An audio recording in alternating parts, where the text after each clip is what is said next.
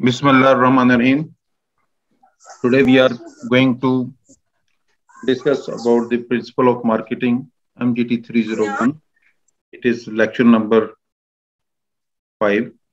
And before we cover this lecture, we can just repeat some of the content of the previous lecture, that is lecture number 4.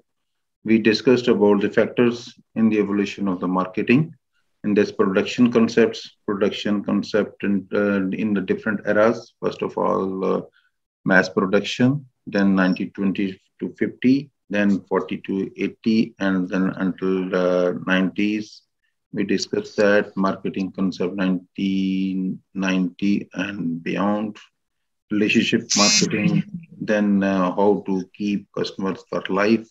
Then we discussed about the key marketing function philosophies, that there is product concept, then production concept, selling concept, marketing concept, and societal marketing concept.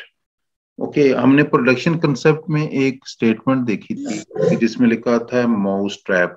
Mouse trap को उर्दू में क्या कहते हैं? है आप लोगों के ज़हन में? देखा होगा जी। माउस ट्रैप का इसकी समझ है, सेंस है? इसको लेमैन में आप लोग क्या समझते हैं? माउस ट्रैप क्या होता है? माउस का तो पता है ना, माउस किसको कहते हैं? हाँ जी, यस सर, माउस का तो पता है। और ट्रैप किसको कहते हैं? कोई भी चीज ट्रैप है जिसको काबू कर लेती है ना, तो खिड़की टाइप जो होती है जिसमें माउस को या चूहों को पकड़ते हैं, तो वो माउस ट्रैप की इसको सेंस में। इसको अभी अपने सब्जेक्ट के साथ रिलेट करें कि ऐसा ट्रैप है कि आप कस्टमर एक किस्म का ट्रैप हो जाता था उनकी प्रोडक्ट की वजह से, उसकी क्वालिटी और इस लिहाज से उसको रिफाइन करते थे, उसको हो जाता था। और वैसे भी उसके कंपटीशन कम होने की वजह से चीजें प्रोडक्शन कंसेप्ट ये चीजें आ जाती हैं। Consumer will favour product that are available, improving product and distribution. तो कंपनी ऑपरेशंस के ऊपर भी इसका पॉजिटिव इफेक्ट आता था और चीजें। देन आगे जी सेलिंग कंसेप्ट में, जिसमें आप चीजें बेचते हैं। टेलिंग इज अ सेलिंग है, देखना स्टेटमेंट कल मैंने पढ़ी थी। Telling is a selling, it's suitable where you want to clear stock. Basically आप जिसका आपका स्टॉक पड़ा हुआ है तो उस वक्त आपको क्लियर करना चाहते हैं, तो उसको लोगों को बताते हैं कि चीजें सेल लगी हुई है। जैसे वो सेल लगती है तो चीजें कंपैरेटिवली सस्ती कर देते हैं, तो लोग जिनको नहीं भी चाहिए होती चीज, तो वो सस्ती समझ के वो चीज ले लेते हैं अगले वाले सीजन के लिए या अगले आने वाले किसी भी इवेंट के लिए वो खरीद लेते हैं। देन वर्ल्ड वार का था कि सेलर मार्केट थी, देन बायर मार्केटिंग पे चली गई। यानी सेलर पहले उसकी डोमिनेशन होती थी कि वो जिस तरह चाहता था बेहतर, फिर अल्टीमेटली बायर की बात आ गई कि बायर कैसे करता है। ये दोनों अगर नेक्स्ट टाइम मार्केटिंग कंसेप्ट में देखिए, सेलर कंसेप्ट मैंने कल एक्सप्लेन किया था। फैक्ट्री से चीज निकली, फोकस क्या था? एग्जिस्टिंग प्रोडक्ट, कोई भी है एग्जिस्टिंग प्रोडक्ट, इसमें फोकस था। और एंड में क्या, सेलिंग एंड प्रमोशन के थ्रू क्या था? Profit through sales volume. मैंने इसको रिकॉर्डिंग लगाई है कि नहीं लगाई है? लगाई हुई है सर। ओके सर, थोड़ी ओके। देन मार्केटिंग कंसेप्ट में आ गया जी, मार्केटिंग, मार्केट की बात आ गई। और इसके अंदर जो कस्टमर नीड, इसमें फोकस किस चीज के ऊपर? कस्टमर की नीड को फोकस किया जा रहा है मार्केटिंग कंसेप्ट के ऊपर। ये लेटेस्ट है कि मार्केटिंग कंसेप्ट क्या है, आपको ये समझने की जरूरत है। सेलिंग कंसेप्ट पे आपको फोर्स किया जा रहा है कि आप चीज वो खरीद लें, इसलिए मार्केटिंग कंसेप्ट है कि कस्टमर की नीड को मद्देनजर रखते हुए चीजों को बनाया जा रहा है, और उसमें प्रॉफिट थ्रू कस्टमर सेटिस्फेक्शन। नहीं, अगर कस्टमर सेटिस्फाइड है तो डेफिनेटली दैट इज उनको इंटेंजिबल सेटिस्फेक्शन मिलती है, तो प्रॉफिट तो ऑटोमेटिकली अपडेट हो जाती है। इसमें 3 चीजें मैं आपको बताई थी। कंज्यूमर वांट है, कंपनी रिक्वायरमेंट है, और उसका प्रॉफिट है। लॉन्ग टर्म इंटरेस्ट है, लॉन्ग टर्म सोशल फैक्टर भी आ गए, ये सोसाइटी का फैक्टर था। देन हमने कंज्यूमर की बात कर ली थी, और कंपनी, इन तीनों चीजें एक ट्रायंगल बनती है। देन सोसाइटिकल मार्केट कंसेप्ट ये फिर बनता है। आपकी रीडिंग ये कल हमने इसको चीजें 3 चीजें जो है ये मैटर करती हैं कि कैसे हम इसको कवर करते हैं। तो फिर ये कंसेप्ट है कि ये सोसाइटी की ह्यूमन वेलफेयर भी हो रही है, कंज्यूमर की सेटिस्फेक्शन भी हो रही है, और कंपनी को प्रॉफिट भी मिल रहा है। तो ये, और इसको कहते हैं win win situation for all. आगे ये फिर था मार्केटिंग रोल में था कि पहले ये मार्केटिंग तमाम का इस पाई में देखो सबको इक्वल शेयर था। ठीक है। और उसके बाद ये मार्केटिंग में आ गए कि मार्केटिंग कोई share with the passage of time add हो गया इस पाई के अंदर। ठीक है, ये पाई चार्ट है ना, आपने ये सुना होगा पाई चार्ट। देन फर्दर आ गया जी, पहले रोल आ रहे थे कि मार्केटिंग का मेन रोल में आ गई मार्केटिंग जी, marketing as a major function हो गया। और उसके बाद है कि फिर customer as a major control function, जैसे मैंने लफ्ज बोलता रहा हूँ कि कस्टमर एज ए किंग, तो फिर वो किंग आ गया जी। बाकी जो फैक्टर थे वो उसके इर्द गिर्द रिवॉल्व करते थे ये अगर, लेकिन इस ये भी चीज ना चली, फिर इंटीग्रेट हो गई चीजें आपस में। नहीं, कस्टमर तो किंग है, इसके ऊपर फिर मार्केटिंग आ गई और बाकी फैक्टर उसके बाद आ गए। यानी कस्टमर अपनी रिक्वायरमेंट नीड वांट बताता है, मार्केटिंग वाला उसको बताता है हाँ जी ये चीज आपके लिए अवेलेबल है, या वाइस वर्सा, मार्केटिंग वाला कहता है जी आपको ये चीज अवेलेबल है, तो वो चीज अवेलेबल हो जाती है। और उसके बाद ये आईफोन कौन है जी जिसका सिर्फ नाम लगा हुआ आईफोन। ओके जी, ये हो गया जी कस्टमर मार्केटिंग, ये भी कल हमने कंसेप्ट बड़ी डिटेल में पढ़ा था और it's a very interesting one और simplest one. Customer as a controlling function and marketing as a integrative function. ये कंट्रोल तो ये कर रहा है लेकिन मार्केट इसके साथ इंटीग्रेट हो गई है, मार्केटिंग मार्केटर्स जो है ना उसके साथ इंटीग्रेट हो गए। Then coming over the next thing, आज अब हम अपने टॉपिक की तरफ चलते हैं, marketing challenges in the 21st century. अब ये 21st century marketing challenges, challenges से क्या मुराद है, चैलेंजेस से क्या मुराद है, इसको मुश्किलात भी कह लें या आप उसमें कह मसले मसाइल कह लें कि क्या मसले मसाइल इसमें आ जाते हैं, ये उसकी बात है। ओके जी, देन अभी हमको okay let me porters 5 model of competition. Competition नहीं कि मार्केटिंग में कंपटीशन में, वो ये एक मॉडल दिया था पोर्टर ने, तो उसके ये मॉडल, इसको हम अभी डिस्कस करते हैं वो क्या चीज है। This is a model, basic market model ये है बार्गेनिंग पावर ऑफ सप्लायर। ठीक है जी, सप्लायर या प्रोड्यूसर, सप्लायर तो उसने चीज को प्रोड्यूस हुई है, बनी है, बनने के बाद सप्लायर के पास आई है, तो सप्लायर के पास चीज कितनी अवेलेबल है कि वो चीज को वो मार्केट में ऑफर करे लो कस्टमर के लिए। अब चीज तो ऑफर हो गई, अब इसके बाद bargaining power of the buyer, it's a buyer. जब भी की वर्ड अभी देखें, इधर है लफ्ज सप्लायर, इधर है जी बायर, नहीं इसमें खरीदार है और इसमें बेचने वाला है। दोनों की पावर वाली बात आ गई है कि दोनों की पावर कितनी है। अभी ये दोनों आपस में मैच करते हैं कि वो बेचने वाले कितना चीज बेचता है, डेफिनेटली बेचता है वो चीज। बाकी चीजें जो हमने चीजें देखी कि उसमें एथिकल फैक्टर भी आ जाते हैं, लीगल फैक्टर भी आ जाते हैं, उसकी क्वालिटी भी आ जाती है, और नीड और वांट बायर की को पूरी फुलफिल करता है, उसकी प्रोटेक्ट करती है कि नहीं करती, वो भी हम देख लेते हैं। तो ये चीजें भी हम अपना देखते हैं कि उसकी पावर कितनी है बार्गेनिंग सप्लायर की और बार्गेनिंग। अच्छा, इसमें अंदर आने के थ्रेट ऑफ न्यू इंट्रेंट है कि आप एक मार्केट का एक शेयर है, मार्केट है कि एक पाई बनती है, प्रति ये पाई है, तो पाई के अंदर इस सॉरी ये सर्कल मेरे से पूरा नहीं बन रहा, अभी ये पाई बन गई, सर्कल बन गया। अभी एक इसमें कंपिटेटर हैं, 4 लोग हैं तो इसके 4 हिस्से बन गए। ठीक है जी, चलो इसको 4 इक्वल आप समझें 25%। अभी एक चीज है, अभी एक नया बंदा आ गया है, इसका मतलब है कि पहले 4 बंदे थे, इनिशियली 4 इंडिविजुअल्स, अभी 5वां बंदा +1 होना है। ठीक है, +1 बंदे जो होना है, तो इसका मतलब है ये पहले 4 हिस्सों में से उसने भी अपना हिस्सा लेना है, यानी share from pi, market share. अब ये समझने की जरूरत है ना आपको, मैं छोटी छोटी चीजें, इसका मतलब है इसके शेयर लेना है। अभी हो सकता है कि इसका 25%, 25%, 25%, जस्ट फॉर द एग्जाम्पल आपके लिए कि पांच चारों के 25-25% हिस्सा था।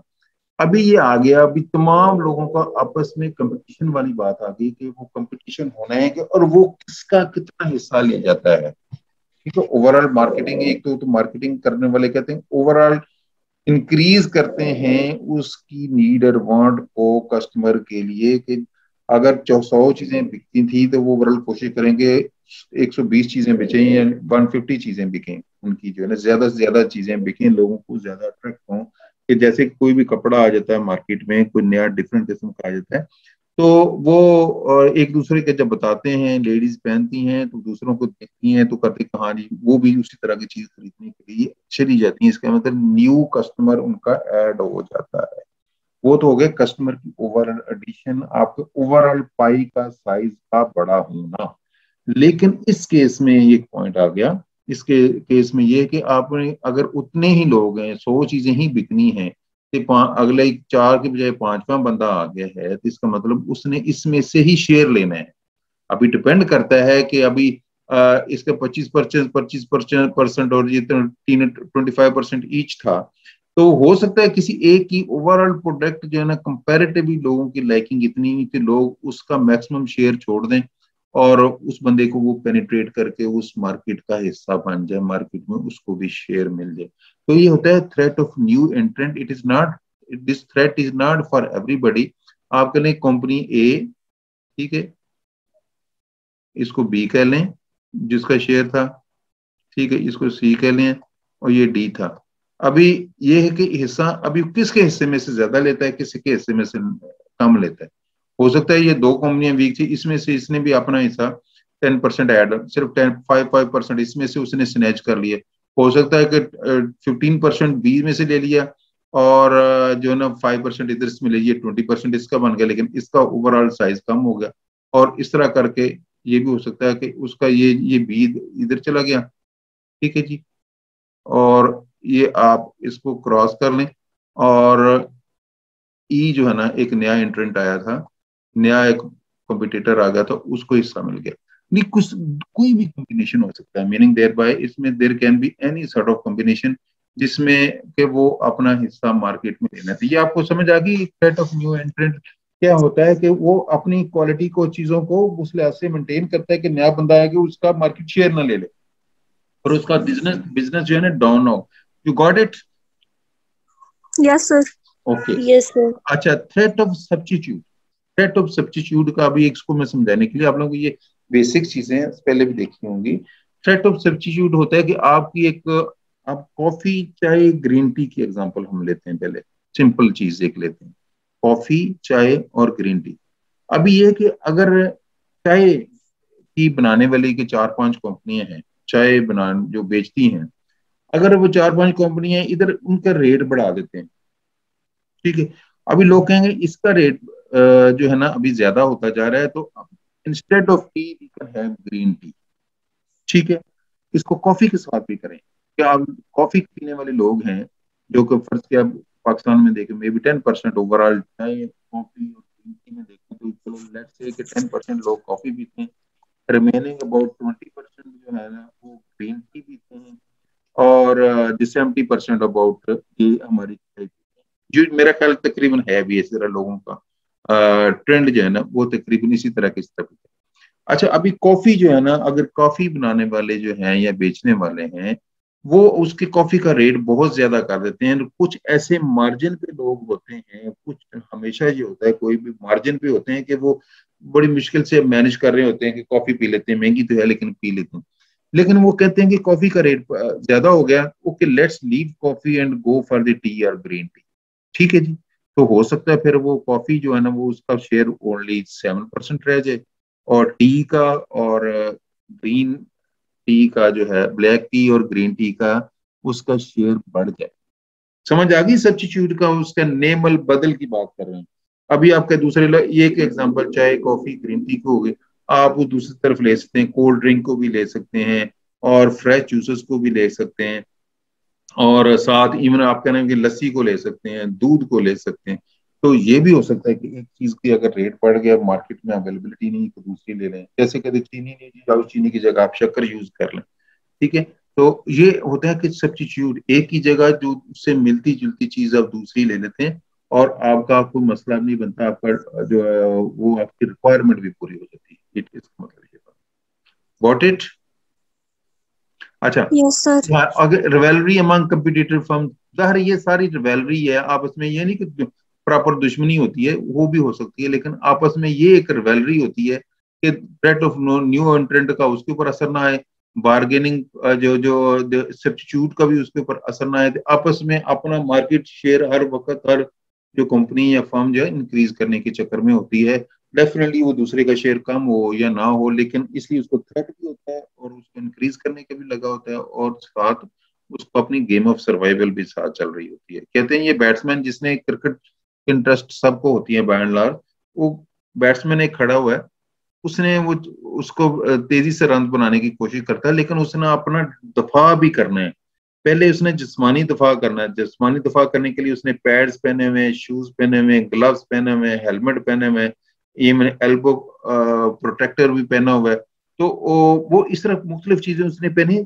ये पर्सनल डिफेंस उसने किया हुआ है, अपने जिस्म का डिफेंस, जिसमें उसको चोट ना लगे, बॉल ना लगे।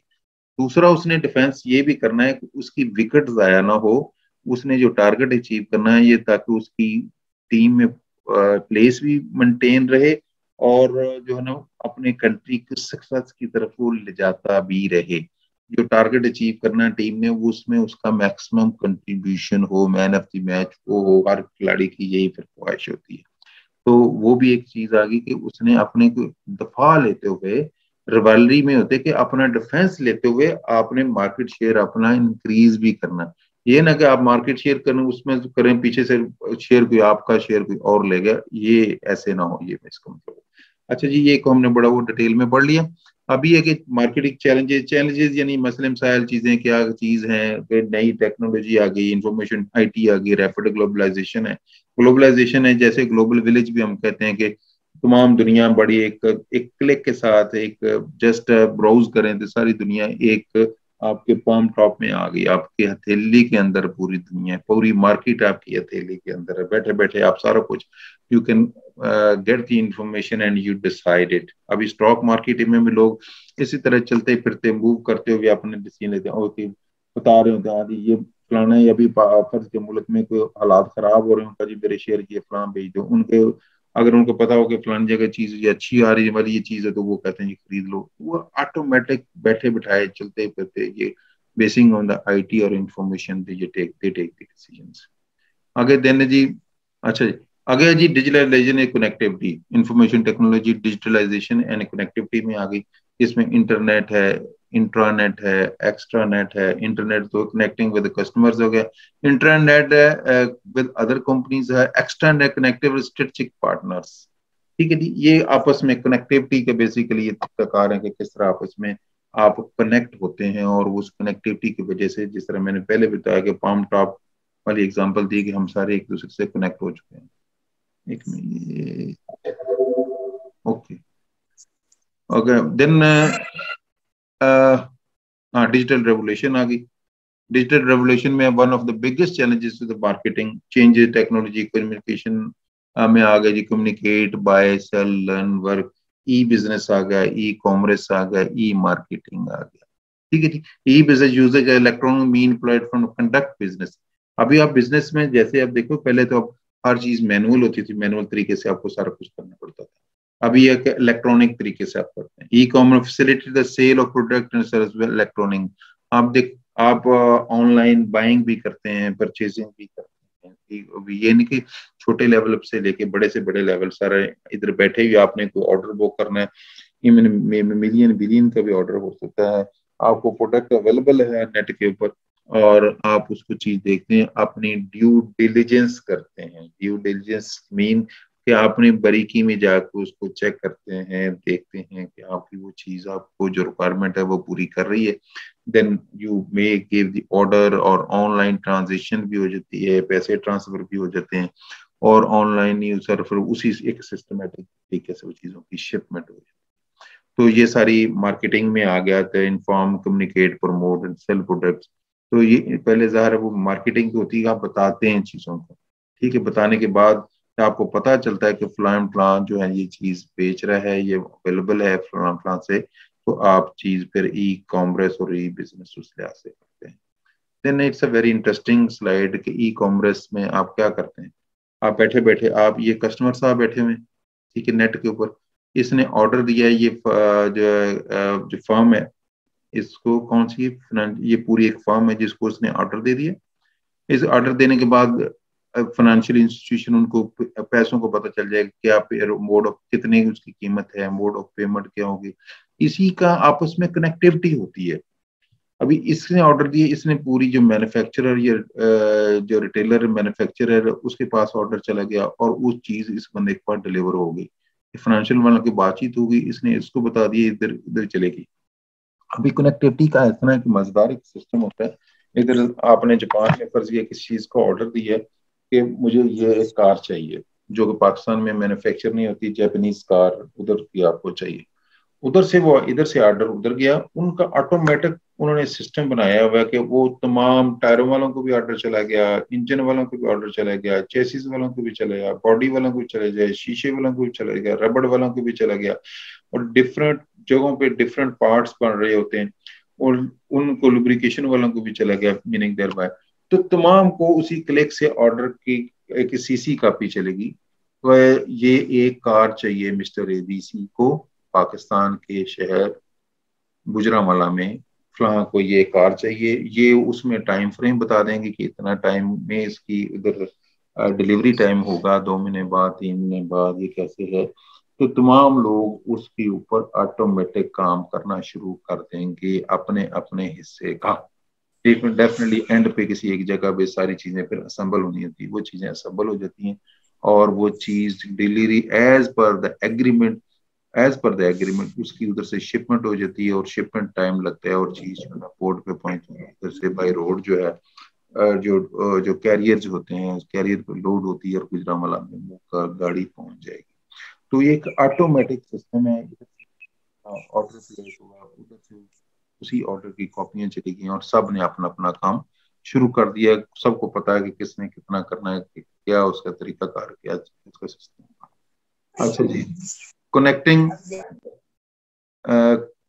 ये थोड़ा सा मुझे प्रॉब्लम हो रही है कि ये connecting for the customers life time, ये हमने पहले पढ़ा हुआ है कि लाइफ टाइम कस्टमर को कैसे कनेक्टिविटी करते हैं। पिछले भी हमने share of customer, share of market, keep current customers, building lasting relationship के आपस में। मैंने आपको कॉन्सेप्ट का भी बताया था कि अगर कस्टमर नाराज है तो वो थ्रू आउट आपका बिजनेस को वो खराब ही करेगा, लेकिन अगर वो कस्टमर कंफर्टेबल है तो वो आपको बाकियों को भी बताएगा, वो आपको चीज को खरीदने में आपकी मार्केटिंग एक किस्म की वो कर रहा होगा। ओके जी, next coming over to the directly with the customer.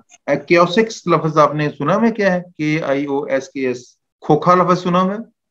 ये छोटी सी शॉप, छोटी सी नुक्कड़ में, गली की नुक्कड़ में, मोहल्ले की नुक्कड़ में, छोटी सी, उस बार टॉफियां शॉफियां बिस्किट वगैरह, और इवन सिगरेट पीने को वाले को ये लूज सिगरेट्स भी अवेलेबल होती हैं, सारा कुछ इसको कहते हैं Yes, कि yes. हाँ जी Mass ये, technology more than other sites use.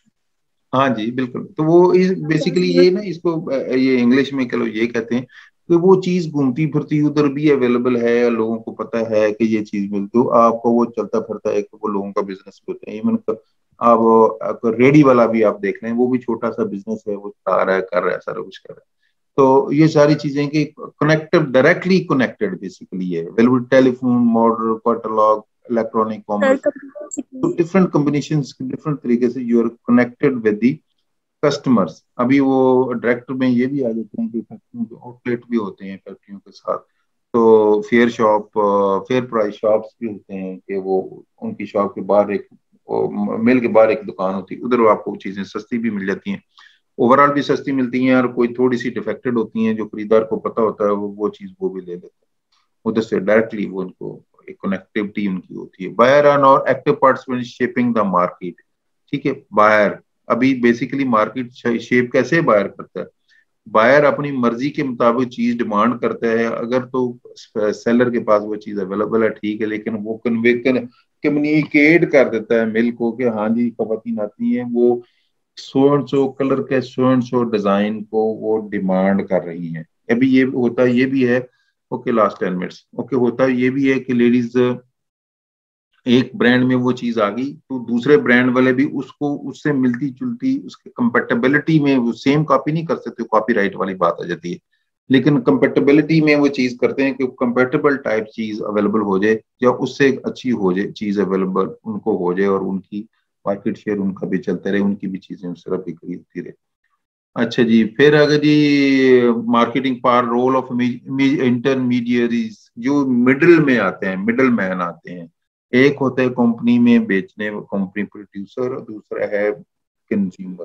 दरमियान में इंटरमीडिएट भी आ जाते हैं, वेयर हाउसिंग भी होती है दरमियान में, जो आड़ती है, ठेकेदार हैं, जो दरमियान में चीजों को मिल से लेके आगे मेन मार्केट, छोटी मार्केट तक लेके आते हैं, वो सारे इंटरमीडिएट उनको कहते हैं। एंड जो और जितने वो कंपनियों प्रॉफिट मार्जिन में उतना ही वो, जितने वो ज्यादा इंटरमीडिएट होते हैं उतने ही प्रॉफिट मार्जिन जो है उन कंपनी का कम होता जा रहा है। अगर जितने कम हो गए उनका प्रॉफिट ज्यादा होता जाता है इस लिहाज से। देन कनेक्टिंग मार्केटिंग पार्टनर में आउटसाइड पार्टनर्स भी हो जाते हैं, from raw material to component. अभी एक तो पार्टनर किस तरह के हो सकते हैं, एक पार्टनर जिनसे आप रॉ मटेरियल हैं वो भी उसके पार्टनर मैम मैं आज से काम खुद करूंगी, ईशा और शाज़ीन का फिर उनका घर जाके थोड़ा आएगा लेट, ठीक है काम। थैंक गॉड मैम, आपको भी वो हुआ लेट ही भेज। Okay, the many strategic alliances take the form of marketing alliances to company jointly market their complementary products. अभी एक it's a very interesting thing, कहते हैं इसमें लिखा हुआ है दो कंपनियां अपनी प्रोडक्ट को इकट्ठा बेचती हैं। अभी ये इसको कभी इसको एक्सप्लेन कर सकता है? अभी मैं चलो आपको मैं एक्सप्लेन करता हूँ। अभी ये पाकिस्तान में इसकी एग्जांपल है फर्टिलाइजर, ये फौजी फर्टिलाइजर कंपनी, सुना हुआ लफ्ज आप लोगों ने, फौजी फर्टिलाइजर कंपनी। इसके दो सेगमेंट है बेसिकली, एक तो ये मेन कंपनी है, एक और कंपनी है फौजी फर्टिलाइजर बिन कासम, ठीक है। It's both are different companies, लेकिन इनकी मार्केटिंग एक ही सेटअप करता है, मार्केटिंग सेंट्रलाइज्ड वो करते हैं। नहीं, दोनों की मार्केटिंग में समझाने की, ये जो आपका ये स्टेटमेंट है, दो कंपनियां अपनी खाद जो है, कंपनियां दो हैं खाद बेचने के लिए, मार्केटिंग का एक ही सेटअप उन्होंने रखा है। कहने के कम्प्लीमेंट्री सेटअप जो है ना, कंपनियां अपनी चीजों कैसे बेचती हैं, इसको मैं एक्सप्लेन करने की कोशिश कर रहा था। अच्छा जी, नेक्स्ट है जी connecting with the world around us. ज़ाहिर है भी एक दुनिया एक ग्लोबल विलेज बन गई है, तो ग्लोबल विलेज बनने के वजह से cultural difference distance have shrunk dramatically. Every company is in touch with global competition. अभी ये कि सबको पता है कि इंटरनेशनल लेवल पे और इंटरनेशनल लेवल के कंपटीटर्स कौन हैं, उसके दूसरे सेम प्रोडक्ट बनाने वाले कौन कौन हैं, और वो अगर चीज कोई दूसरी कंपनी सस्ती बेचती है तो आप वो चीज सस्ती क्यों नहीं बेच सकते। अभी पॉइंट ये आता है कि जो raw availability of raw material, एक कंपनी फर्ज किया उसका रॉ मटेरियल लेट्स से कि वो पोर्ट के थ्रू आता है, किसी पोर्ट पे आता है, कराची में उसने फैक्ट्री लगाई हुई है, क्योंकि उसको सिर्फ शिपमेंट के चार्जेस पड़ेंगे और उधर से पोर्ट से उतरेगा और उधर कराची में ही उसकी कंपनी का रॉ मटेरियल यूज हो गया। और दूसरी कंपनी ने वही लाहौर में फर्ज किया एक अपनी फैक्ट्री लगाई हुई है, इसका मतलब ये हो गया तो बाहर शिपमेंट यानी जहाज का खर्चा तो रॉ मटेरियल लाने का उधर तो सबका कॉमन हो जाएगा, लेकिन उधर से लाहौर पहुंचाने का उसका जो ट्रकिंग या बाई ट्रेन मंगवाना उसका खर्चा एड ऑन हो जाएगा, तो रेट का उसका प्रॉफिट मार्जिन दूसरे के मुकाबले में कम होगा। तो ये जब लगाते हैं फैक्ट्रियां उस वक्त ये चीज भी ज़हन में रखी जाती है, लेकिन ये समझने की बात है कि दोनों का डिफरेंस किस तरह आ जाता है प्रॉफिट मार्जिन में। World market, customer acquisition, short term profit, goal sell product, ये भी ज़हन में रखते हैं। Improving customer knowledge and customer connectivity is the corporate goal. Knowledge customer का, ज़ाहिर है वो चीज के बारे में नॉलेज होगा तो वो चीज आपकी कोई वो प्रोडक्ट बाय कर सकता है। रैपिड ग्लोबलाइजेशन वाली जस्ट एन एग्जांपल है, कुछ चीजें बैठी बिठाई आपको बाय मीडिया भी और जो एडवर्टाइजमेंट आपको सारी चीजें आपको अवेलेबल होती हैं। जी जी आयशा बताइए, आपने रेज हैंड किया। अच्छा, देन ये आपको सिर्फ जस्ट एन एग्जांपल वो चीजें कैसे आप मूव ऑन होती हैं।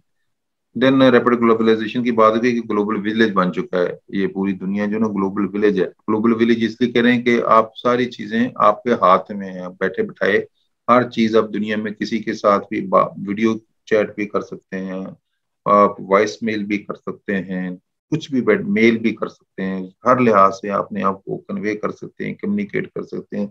और अभी देखो इंटरनेशनल लेवल की चीजें जो कॉन्फ्रेंसेस भी ऑनलाइन ही होती हैं, जिसमें एक दूसरे को देख भी रहे होते हैं, बातचीत भी हो रही होती है और हर तरह के डिसीजन भी हो रहे होते हैं, ठीक है जी। और इसकी वजह से आपको डिफरेंट किस्म के जो रिस्क हैं वो भी आपको फेस करने पड़ते हैं। वेरिएबल एक्सचेंज रेट्स हैं, अनस्टेबल गवर्नमेंट्स हैं, जैसे अभी किसी वक्त भी होता है कि हंगामे शुरू हो गए हैं, किसी ने धरना दे दिया कुछ, वो भी मसले मसाइल आ जाते हैं। पेमेंट इश्यू, कई मुल्कों में जाते हैं कि पेमेंट जो है ना वो पेमेंट ही नहीं करते। रशिया इस मामले में थोड़ा सा स्टिंजी है, कोई चीज आती है वो चीज वो पेमेंट का उनका थोड़ा सा इशू आता है कि वो जल्दी नहीं करते, या हो सकता है कुछ चीज उधर जाके उसको कोई ना कोई डिफेक्ट निकाल दिए, कोई मसला निकाल दिए और चीज उधर ही स्टक अप कर दी, तो ये भी इश्यूज आ जाते हैं। कंसाइनमेंट ही आपको रिजेक्ट कर दें, खास तौर पर जो वेजिटेबल या फ्रूट की आप चीज बेचते हैं तो उसमें वो कहेंगे हाँ जी आपकी चीज उधर से उधर पहुंची थी, चीज खराब हो गई, चलो या आधी खराब हो गई, वो रिजेक्ट करके आपकी पूरी की पूरी कंसाइनमेंट ही उन्होंने। तो ये ग्लोबल लेवल की चीजें भेजती हैं तो आपको ये मसले मसाइल भी पेश करने पड़ते हैं। चेंजिंग वर्ल्ड इकोनॉमीज वो भी होती है। आप देखो किसी एक मुल्क की जो नंबर 1 था इकोनॉमिकली, अभी वो चेंजेस आना शुरू हो गई हैं। अभी चाइना इस by and large totally threat कर गया अमेरिका को, उनकी इकोनॉमी इतनी ग्रो की, और इसीलिए 100 मसले मसाइल वो अपनी स्ट्रेटजी और मसले क्रिएट करते हैं जिस वजह से वो ग्रो ना कर सकें। और आजकल जो हथियारों की जंग नहीं, इकोनॉमी की जंग है, कि वो उसकी तरह मारना चाहते हैं एक दूसरे को। देन आपका आ गया जी, सॉरी, इसमें the call for more ethical and social responsibilities. Social responsibilities में आए थे कि आपने दूसरों को हेल्थ का, उनके कल्चर का, बाकी चीजों को भी ज़हन में रखना है। ये नहीं कि ऊपर से आपने कोई चीज इंपोर्ट की है और उसके ऊपर कोई गलत किस्म की तस्वीरें हैं, लेकिन हमारे कल्चर में वो चीज एक्सेप्टेबल नहीं होगी, लेकिन जो फॉरेन कंट्रीज में हो सकता उनके कल्चर में वो चीजें एक्सेप्टेबल हों। तो ये कुछ सोशल रिस्पॉन्सिबिलिटी, रिलीजियस नॉर्म्स और कल्चरल नॉर्म्स, सोशल नॉर्म्स को ज़हन में रखते हुए जिम्मेदारी फील करें। एथिकली भी ये कि फर्ज के जिधर कोई फैक्ट्री लगाने वाली बात की थी कि फैक्ट्री लगाई जाए उसमें लोगों की हेल्थ के ऊपर फर्क ना पड़े, उनकी जो है ना वे ऑफ लिविंग के ऊपर कोई फर्क ना पड़े, वो उसको चीज को भी ज़हन में रखना होता है कि कैसे है, और चीज को लोग उसको पॉजिटिव तौर तरीके से लें, उन लोगों को लुक आफ्टर भी करें जिधर करते हैं चीज, ये फैक्ट्री ये फॉर्म उधर लगती है, ये कारखाना को लगता है। Then new marketing landscapes maintaining fast paced evolving function of their changes and opportunities, सारा कुछ उसके अंदर आ जाता है कि ओवरऑल तमाम लोगों को, तमाम स्टेक होल्डर्स को इसमें लुक आफ्टर किया जाए। So this is about all we discussed about this topic। और आज का मेनली ये जो पहले हमने लेक्चर 4 को टच किया था, उसके जितने फैक्टर थे वो हमने डिस्कस किए थे, जितने भी in detail by and large हमने काफी डिटेल में इसको टच कर लिया था। और इसके बाद आज के टॉपिक में चैलेंजेस को हम किया, पोर्टर 5 मॉडल, ये 5 मॉडल को हमने फुल डिटेल में डिस्कस किया कि इसमें क्या क्या चीज होती है, किस तरह क्या चीज किसके ऊपर अफेक्ट करती है, मार्केटिंग चैलेंजेस क्या है, आईटी का क्या रेवोल्यूशन है, इंटरनेट, इंटरनेट, एक्सटरनेट का क्या इफेक्ट है, डिजिटल रेवोल्यूशन क्या है, ई मार्केटिंग, कॉमर्स एंड बिजनेस की बात कर ली, इलेक्ट्रॉनिक कॉमर्स क्या है, बड़े सिंपल तरीके से हमने समझा कि कैसे ये सिस्टम प्रिवेल करता है। आखिरी मिनट चल रहा है, कनेक्टिंग विद द कस्टमर्स, ज़ाहिर कस्टमर के साथ कनेक्टेड हैं तो आप जो है ना एक दूसरे को कम्युनिकेट कर सकते हैं, अपना बता सकते हैं कौन सी चीज सेलर के पास अवेलेबल है और कस्टमर की डिजायर, ये नीड, ये वांट क्या है। ये भी हमने कहा, मैंने स्ट्रेटेजिक अलायंसेस की बात की कि वो एक ही कंपनी की, मैंने एक्चुअल एग्जांपल भी दी कि मार्केटिंग एक करती है, 2 कंपनियां हैं उनकी मार्केटिंग है, एक ही सेटअप है, उसमें ज़ाहिर अभी कॉस्ट भी हो जाते हैं, सारी चीजें उनकी मार्केटिंग की कॉस्ट बच जाती है एक कंपनी के, ज़ाहिर ओवरऑल आपस में जो प्रॉफिट है वो उसी लिहाज से शेयर हो जाता है। दुनिया के साथ कनेक्टिविटी की बात को हमने डिस्कस किया कि हम कैसे रैपिड ग्लोबलाइजेशन, ग्लोबल विलेज, कैसे दुनिया श्रिंक